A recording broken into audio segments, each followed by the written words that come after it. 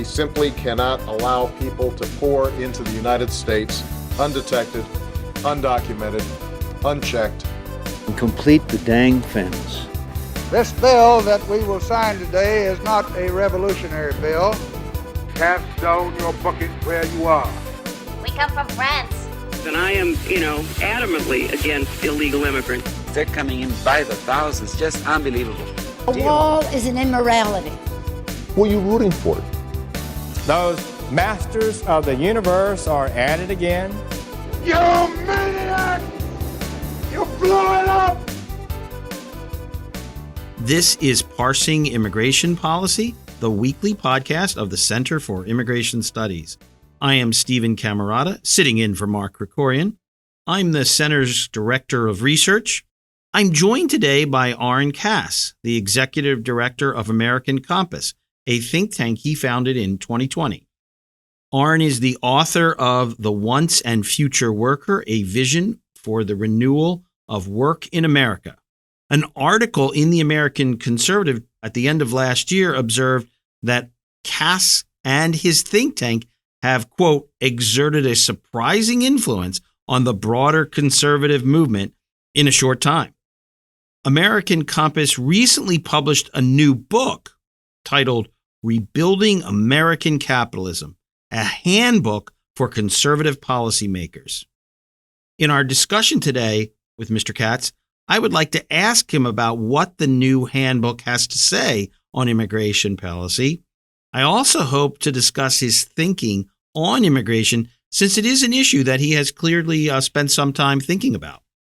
But before we start on those matters, I would just like to ask Oren to tell our listeners a little bit more about himself and his organization, and perhaps most important, what informs the way that he thinks about policy issues like immigration.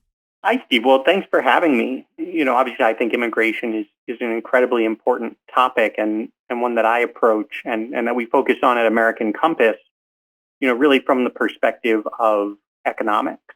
I think the work that we do generally, what I'm most interested in, what I think is so important, especially for conservatives to be focused on right now, is the question of how we address the ways in which our market seems to have gone astray. Why is it failing to produce the kind of broad-based prosperity for American workers and their families that we've come to expect as policy wonks and that Americans rightly expect? And so we try to look through a variety of lenses, whether it's trade, globalization, financial markets, industrial policy, labor policy, education policy, family policy, at all the different ways policy shapes how our markets behave and therefore the outcomes they deliver. And immigration, the question of who is entering the labor market is obviously central to that discussion. And I think, especially on the right of center, there's been a lot of conflict between the sort of old right view. Really, it's the same one that, thinks another tax cut is always a good idea and more free trade is always a good idea. That kind of thinks more immigration is always a good idea because that's going to make things cheaper and cheap things are good. And our view is that is simply not a sufficient way to understand what we want the market to deliver and under what conditions it works well. So let me see if I can follow up a little bit on that and ask you. So what you're really arguing is that immigration is part of a larger problem that has worked against the interests of American workers, specifically the working class, or maybe a shorthand way would be most people who say don't have a college degree. Now, obviously, that's a gray area. You could say, well, there's lots of people who have college degrees who are part of the working class and maybe less educated people who are in the upper class. But as a general proposition, it seems like what you're saying is immigration and the way we've conducted ourselves, our permissive policies, if you will, have really worked against the interests of the working class. But this is part of a larger problem that seems as if our policymakers have not prioritized and not considered fully the impact on American workers. Yeah, I think that's exactly right. And I think a great way to think about it, in the context of the labor market, which is where workers experience the economy in a sense, is that at the end of the day, forces of supply and demand do have an effect in the labor market. No one should be surprised by that. But in particular, and when you're speaking about the working class, it's important to ask sort of under what conditions do people receive a raise? Why would an employer pay more this year than they were paying last year? And at the end of the day, the answer to that question, it's really not that complicated. It's if they don't have a choice. If they were paying $16 an hour and they can still find the workers they need for $16 an hour, they're not going to offer $17 an hour. If they can't find the workers they need for $16 an hour, then they have to seriously think about going up to $17 an hour. And it's really important to keep in mind that, when it comes to the knowledge workers, which includes the policymaking class, everyone sort of takes for granted this as a good thing, right? We say this is great. You have skills that are in demand. Incomes are rising. Look at all the perks folks in these industries get, how much invested in their training. And we see that as generally a desirable outcome. Now, the reason that's happening is not out of the benevolence of the employer's heart. It's because that's what employers have to do to retain those kinds of workers. And yet, when we go lower down on the economic ladder, we suddenly flip that around and think the opposite. We worry that labor costs are too high. We say, oh no, what if there's a labor shortage? We start talking about where to find more temporary workers.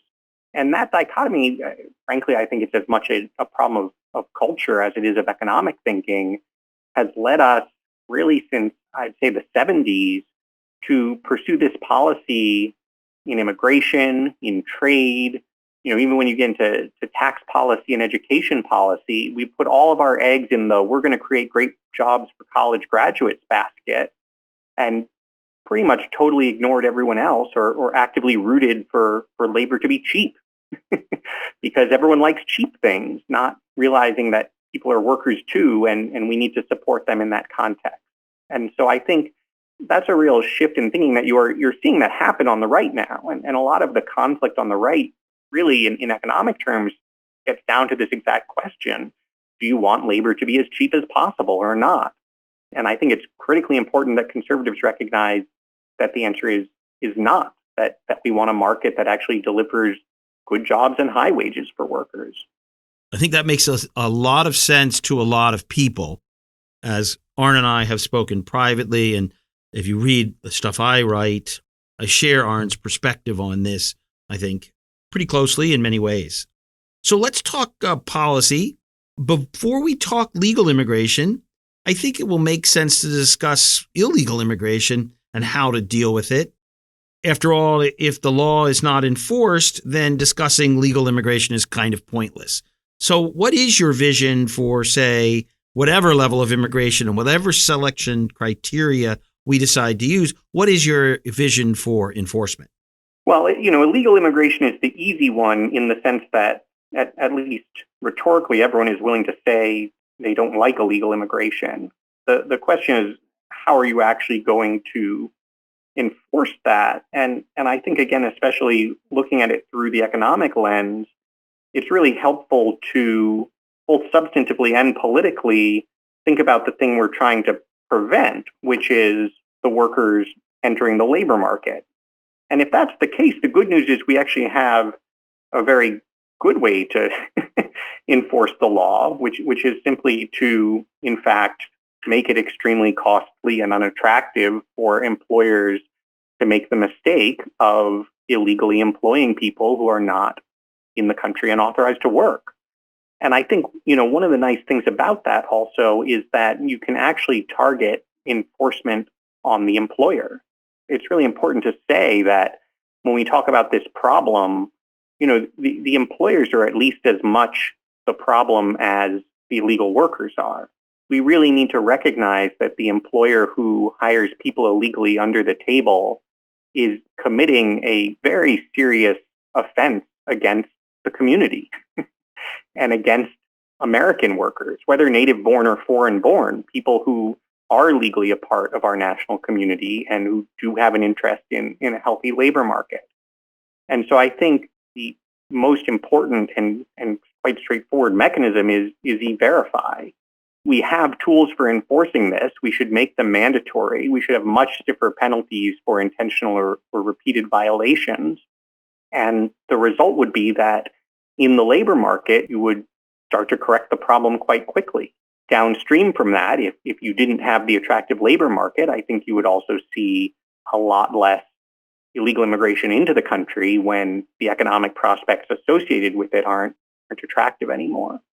Obviously, I think most people think that makes sense. Most people who are interested in enforcement imagine that things like the border are important, an entry-exit system, but that the centerpiece of enforcement would have to be worksite enforcement, including an employment verification system that is constantly being improved and tweaked and becomes more robust. Can I just ask you, would you go any further? There are other incentives to be here illegally. So would you try to prevent states from issuing driver's licenses and giving in-state college tuition and all kinds of efforts never to cooperate with immigration enforcement efforts, including, as a matter of policy, releasing arrested illegal aliens even when the government says, no, hold that person, we'll be there in 24 hours to pick them up? Would you try to penalize states for doing things like that? Well, I think, as you said, there are a lot of other tools of enforcement that need to come into play. I mean, and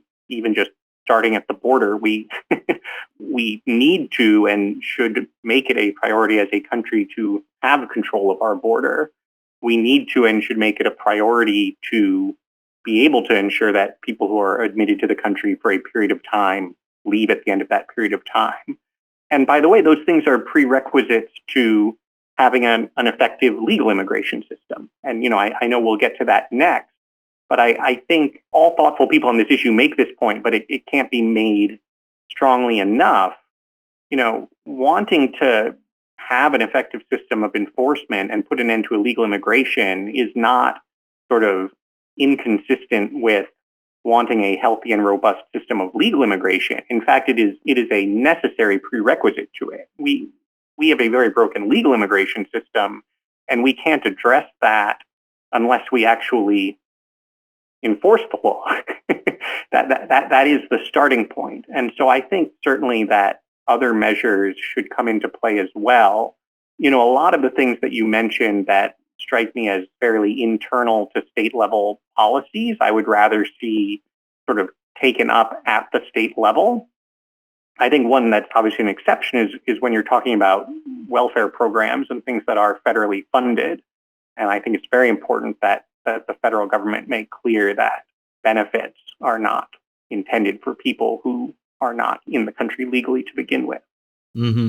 I'd love more discussion on that, but let's still stay with this topic a little bit more, because in your writings, I like, so much of it is focused on workers and their wages and working conditions.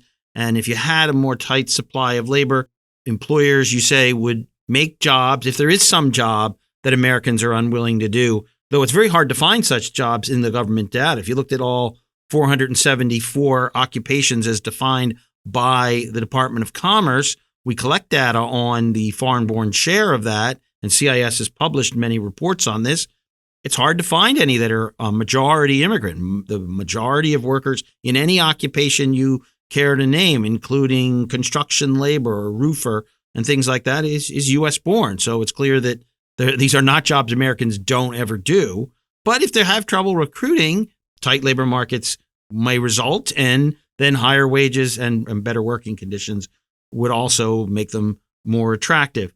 I want to draw you into the issue that I have generally, because it's the issue I'm interested in maybe most of all, is the decline in work, particularly among non-college educated men. I think it's really relevant to the immigration debate, and I wanted to hear what your thoughts were, because one of the main arguments for a permissive legal immigration system or even tolerating illegal immigration is, look, there's just not enough potential workers out there.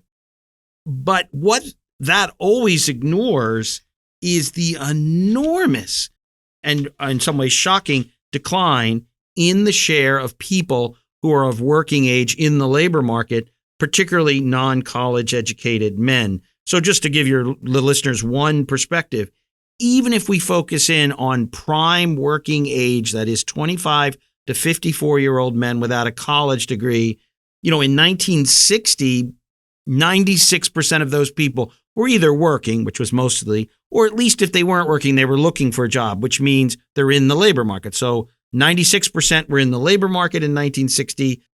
2 months ago in 2023, when I last ran the numbers, it was 84%. So you're looking at really a massive decline and an explosion of people on the economic sidelines who are of working age. And just I'll add as an aside, if you just look at young people, but not too young, so you looked at 25 to 34-year-olds who don't have a college degree, men, you see the same exact decline. This has nothing to do with population aging. It has everything to do with just lots of people on disability, welfare, or just living off of their parents or living off of a partner. And the other point I would make is I can't even summarize all the negative consequences of that, but I'll do it in 2 seconds. It's associated with mental health and suicide issues, obesity, drug abuse, alcoholism, crime, social isolation, and so forth. So we know that there's a huge negative downside to having all these people out of the labor market. Listeners always need to remember that the unemployment rate, even the more expanded definitions of unemployment, is calculated based on a survey every month that looks at everybody who is working and adds to that everybody who said they've looked for a job in the last 4 weeks. If you looked 5 weeks ago, if you said, no, I'm not looking right now, but I could work, nope, you're not unemployed. Unemployed is a very specific thing. So you can literally have a quarter or 20% or 15% or higher not working, but only a tiny fraction show up as unemployed because, again, you have to say you've looked in the last 4 weeks. So if you're not in the labor force, that is, you're not working nor looking for work, you don't count as unemployed. And that's what we've seen the huge explosion in. Unemployment rates haven't been high in the last 20, 30 years, except, very steep recession or in the very middle of COVID. But what has looked terrible is all the people on the sidelines who don't show up as unemployed. Yeah. And yet we still have lots of people saying, you know what, we just have to bring in more foreign workers. And I want to know what your thoughts are on that.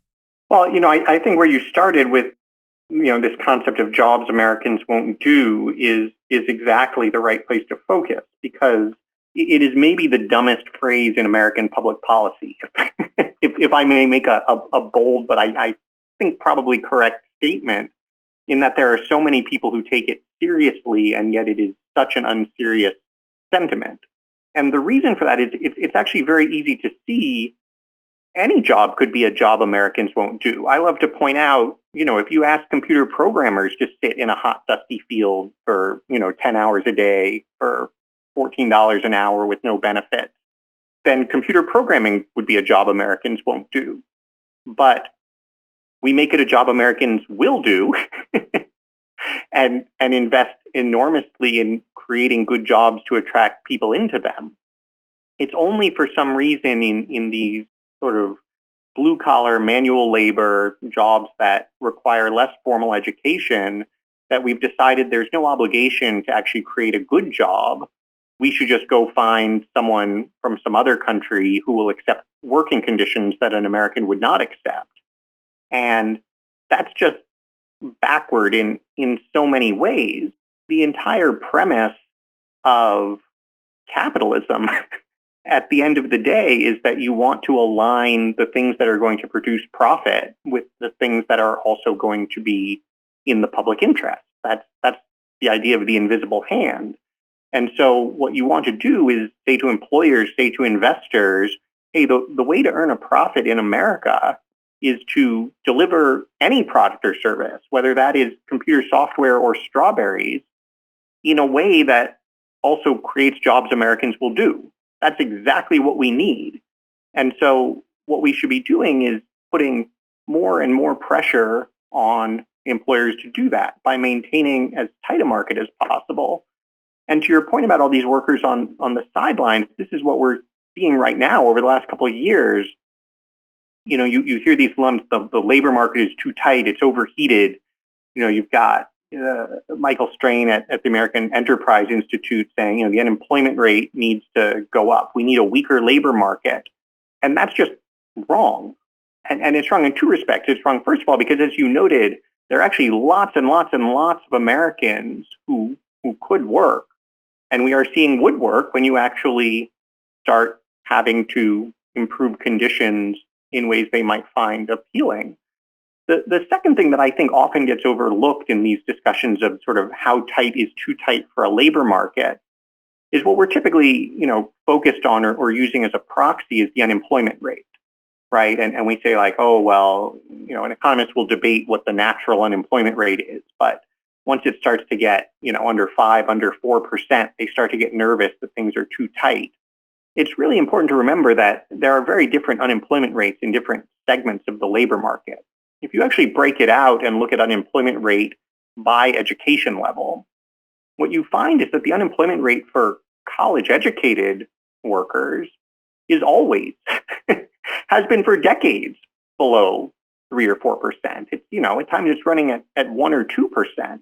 Conversely, for those with much less education, it's significantly higher. It'll often be running up in, the 8% range or even higher under, in a recession. And so for some reason, no one complains that the labor market is too tight because the unemployment rate for highly skilled college-educated workers is below 3 or 4%. They keep getting raises in better conditions, and we all applaud that somehow as prosperity.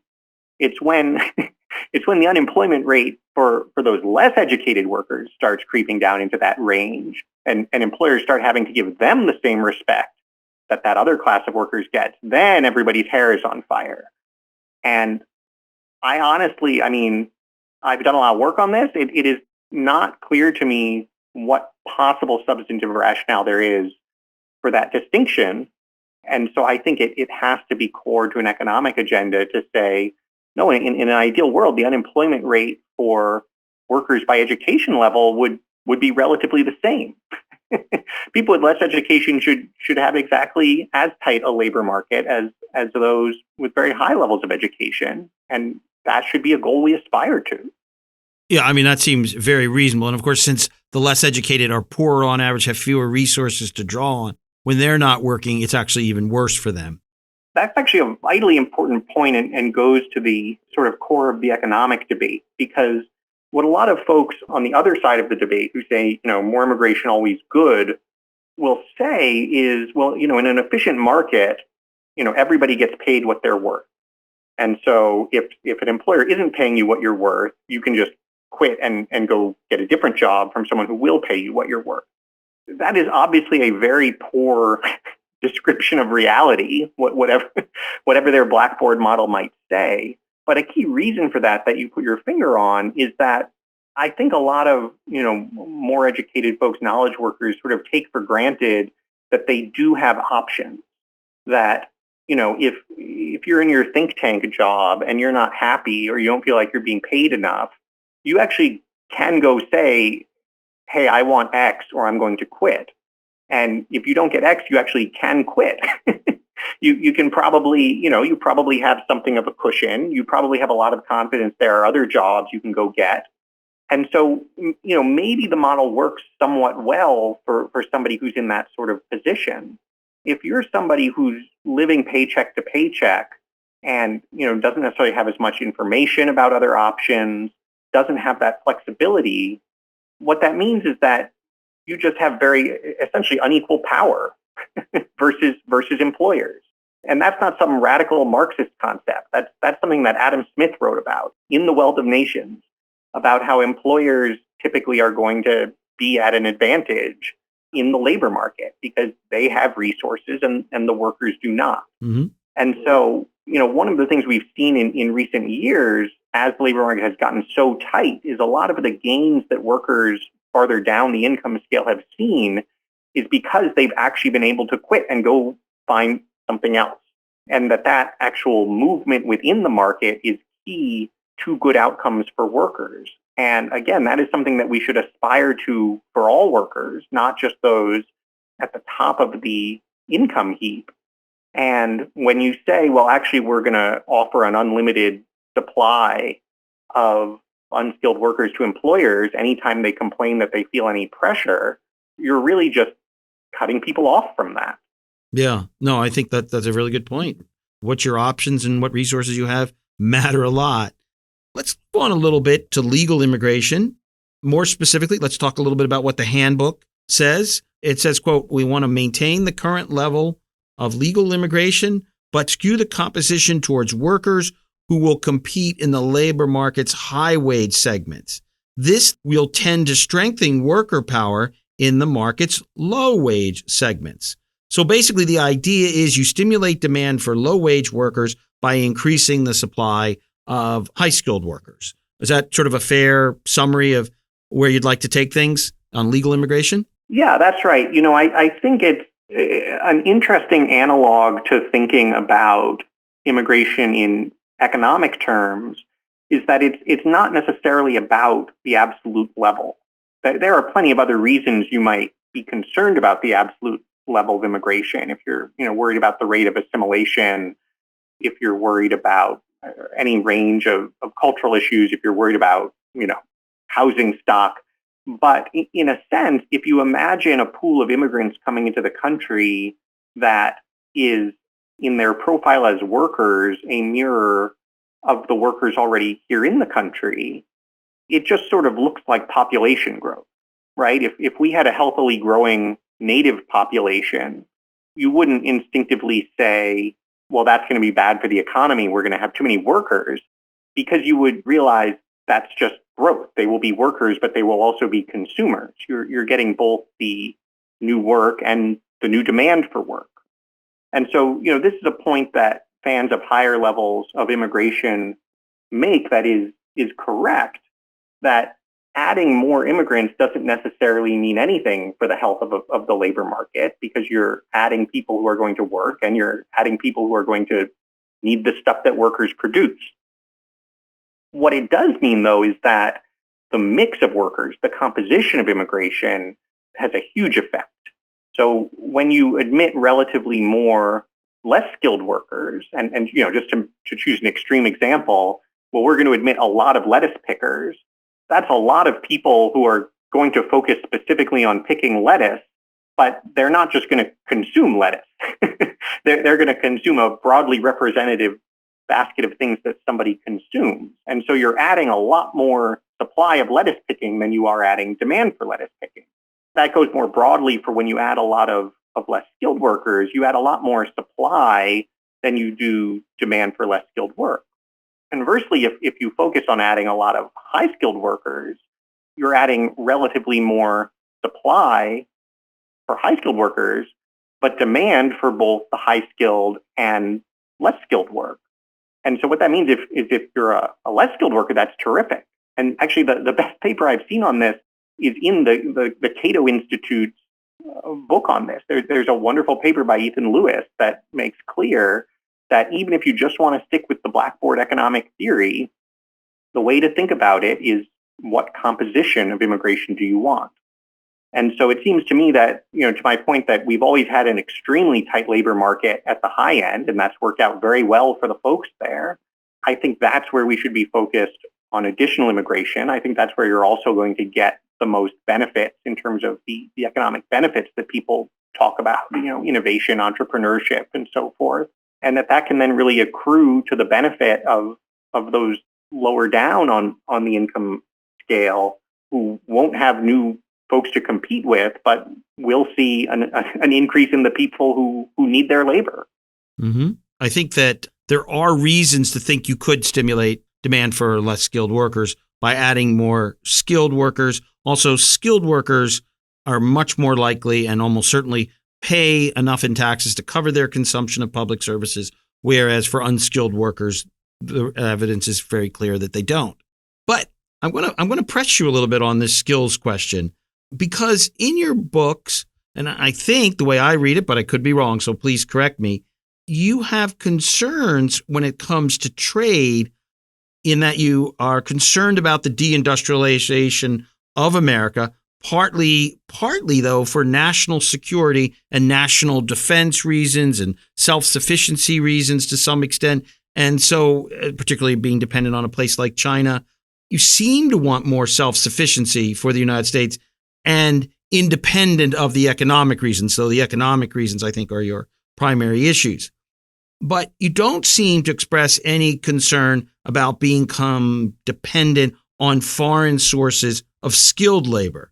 And yet one consequence could be that employers say, well, we may have a problem with STEM education in America, but I'm not going to pressure for more STEM or better schools or anything. I'll go to India to get my engineers. I'll go to Pakistan to get my chemists, and I'll go to Egypt to get my mathematicians, or China.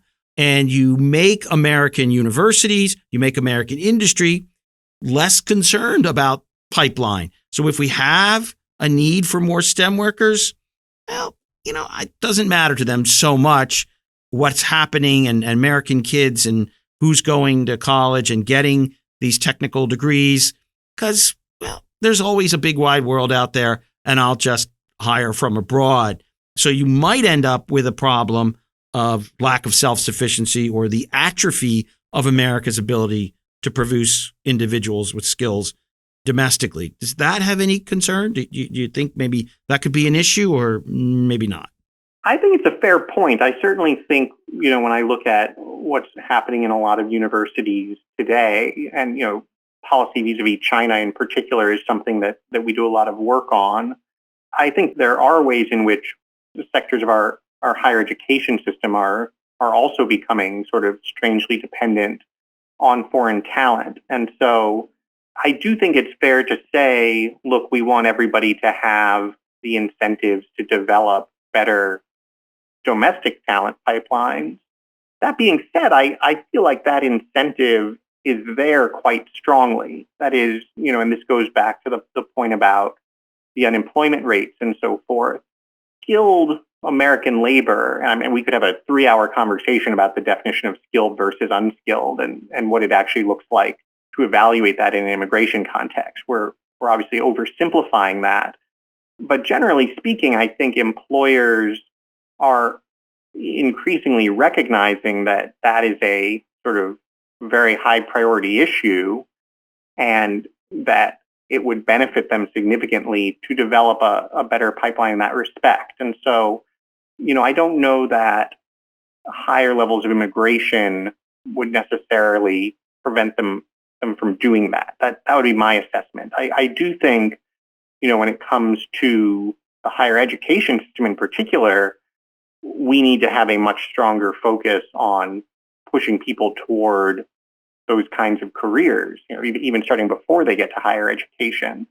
But it seems to me that's really more than anything else, that is a problem of our education system and the way that we essentially just choose to subsidize in an open-ended way all forms of higher education, regardless of their economic value. And the right way to channel more young people into those kinds of careers is to make the economic incentives for doing so significantly stronger. And so there may be some labor market effect in that respect, but I would think the education policy lever is a much stronger one to pull. Mm-hmm. Well, thank you, Oren. We have reached our time limit. I personally could go on this discussion for a lot longer, but we do try to keep these podcasts at a manageable length for the listener. Though, if you have any concluding remarks you want to make, please go right ahead. Well, I think the one thing that we haven't gotten to that I would just throw in that, it's one of the key immigration recommendations in the handbook, and I think is just an important place to focus, is the temporary visas thing. Mm-hmm. The H-2A temporary farm worker type policy strikes me in some respects as the worst of all worlds, certainly in terms of legal immigration. And we tend to say, like, well, look, that's legal, that's people following the rules, and that's true. But those are terrible rules. I don't think there's any reason to support temporary visa programs, except in very limited cases where you have, for instance, specific industrial policy priorities. And so I think any sort of robust immigration program, in addition to addressing the legal immigration problem, rebalancing the legal immigration, also should include a phase down and ultimately entire phase out of those temporary visa programs, again, with the intention of focusing employers with the right incentives to actually create jobs that Americans will do. One of the attractions of a guest worker program, particularly for people on the right, is It gives the employers access to the workers that they want, whether it's high or low skilled, but the workers themselves don't become voters and presumably won't use much in public services. It's a technocratic solution to a desire for workers, but a lack of a desire for actual people. And that seems the way many people who are pro-business think about the issue. And that's why guest workers become attractive option. The long-term impact on a democratic republic, the impact on workers, the incentives you're creating for employers don't tend to concern them so much. But in any event, thank you again, Oren. Hopefully at some point in the future, we can do this again. I'm sure our listeners found your comments and thoughts extremely insightful. Yeah, no, thanks for having me. And absolutely, still lots more to talk about. So we'll have to do it again. This has been Parsing Immigration Policy. I am Steven Camarota from the Center for Immigration Studies. I was joined today by Oren Cass, Executive Director of American Compass. American Compass's new book that we discussed at length today is Rebuilding American Capitalism, a Handbook for Conservative Policymakers. It's available at their website, americancompass.org. Thanks for joining us today.